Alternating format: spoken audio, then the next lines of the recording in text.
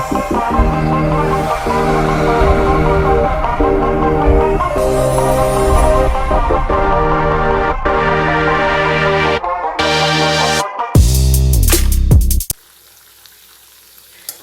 Friends, welcome to என்னென்ன எல்லாம்.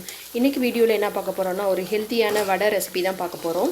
இது வந்து லேடிஸ் வந்து வாரத்தில் 2 நாள் இந்த ரெசிபி எடுத்துக்கிறது ரொம்ப நல்லது. கர்ப்பப்பை வந்து ஸ்ட்ரென்தன் பண்ணி கொடுக்கும். வீடியோக்குள்ளே போகிறதுக்கு முன்னாடி நீங்கள் இப்போ தான் ஃபஸ்ட் டைமாக நம்ம சேனலில் பார்க்குறீங்கன்னா சேனலை சப்ஸ்கிரைப் பண்ணுங்கள்.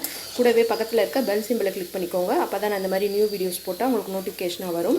வாங்க நம்ம இப்போ வீடியோக்குள்ளே போயிடலாம்.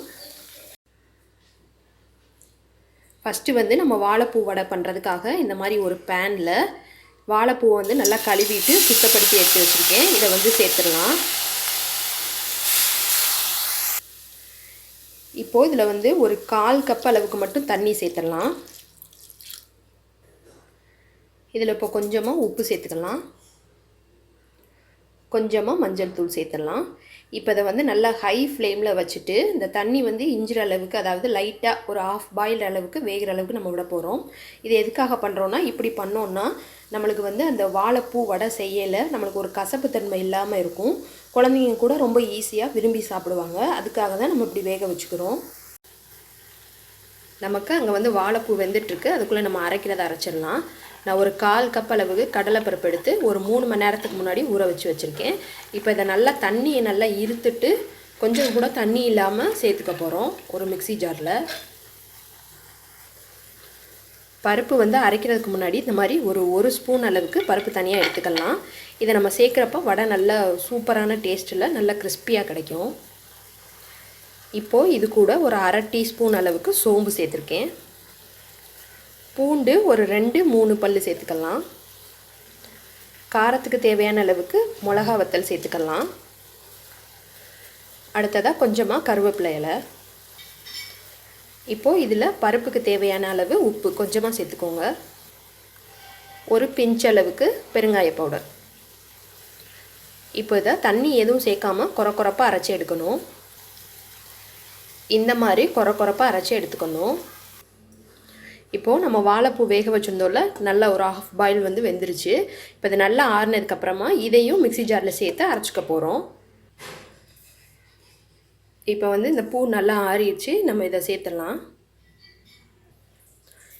இது கூட நம்ம 1 ஸ்பூன் அளவுக்கு பருப்பு எடுத்து வச்சுருந்தோம்ல, இதை இப்போ சேர்த்துக்கலாம். இது ஏன் கடைசியாக சேர்க்குறோன்னா, நம்ம வடை செய்யலை 1-2மா அங்கங்கே இருக்கும். நல்லா சாப்பிட்றதுக்கு ஒரு மாதிரி நல்ல டேஸ்ட்டாக இருக்கும். அதுக்காக தான். இப்போது நம்ம அரைச்சதை ஒரு பவுலில் மாற்றிடலாம். நான் தண்ணியே எதுவுமே சேர்க்காமல் அரைச்சிருக்கேன். அப்போ தான் நம்மளுக்கு வந்து கரெக்டான கன்சிஸ்டன்சியில் இருக்கும். இந்த ஸ்டேஜில் நீங்கள் உப்பு செக் பண்ணிக்கோங்க. எனக்கு கொஞ்சம் உப்பு தேவை, அதனால நான் வந்து சேர்த்துக்கிறேன். இது கூட ஒரு பெரிய வெங்காயத்தை இந்த மாதிரி பொடிசாக அரிஞ்சு வச்சுருக்கேன். இதை சேர்த்துக்கலாம். கொஞ்சம் கருவேப்பிலை சேர்த்துக்கலாம். மாவு இப்போ ரெடி ஆயிடுச்சு. இதை நீங்கள் வந்து நம்ம நார்மலாக வடை செய்வோம்ல, அது மாதிரி உருட்டிட்டு இந்த மாதிரி கையில் இப்படி அமுக்கிட்டு நம்ம வடை ஷேப்பில் இந்த ஷேப்லேயும் நீங்கள் போட்டுக்கலாம். இது வேணான்னா நீங்கள் உருண்டை ஷேப்லேயும் போட்டுக்கலாம். கட்லட் ஷேப்பில் கூட நீங்கள் ரெடி பண்ணிக்கலாம். இப்போது நமக்கு பொரிக்கிறதுக்கு தேவையான எண்ணெய் ஊற்றிட்டேன். எண்ணெய் நல்லா ஹீட் ஆனதுக்கப்புறம் இந்த மாதிரி வடைகளாக தட்டி போட்டுடலாம். நம்ம வந்து வடைகளை உள்ளே சேர்த்ததுக்கப்புறமா ஃப்ளேமை வந்து மீடியமில் வச்சுக்கணும். அப்போ தான் உள்ளேயும் நல்லா வெந்து வரும். இந்த மாதிரி நல்லா செவந்து வந்தோடனையும் நம்ம வந்து எடுத்துடலாம். இது போல் நம்ம மற்றதையும் ரெடி பண்ணிக்கலாம். அவ்வளோதான். இப்போ நம்ம எல்லாத்தையும் வந்து இந்த மாதிரி வடைகளாக ரெடி பண்ணியாச்சு. மசால் வடையை விட ரொம்பவுமே டேஸ்ட்டாக இருக்கும். நீங்களும் ட்ரை பண்ணி பாருங்கள். ட்ரை பண்ணி பார்த்துட்டு எப்படி வந்துச்சுன்னு ஃபீட்பேக் சொல்லுங்கள் கமெண்ட் செக்ஷனில். வீடியோ பிடிச்சிருந்தா லைக் பண்ணி ஷேர் பண்ணுங்கள். மறக்காமல் நம்ம சேனலை சப்ஸ்கிரைப் பண்ணிக்கோங்க. Thank you friends.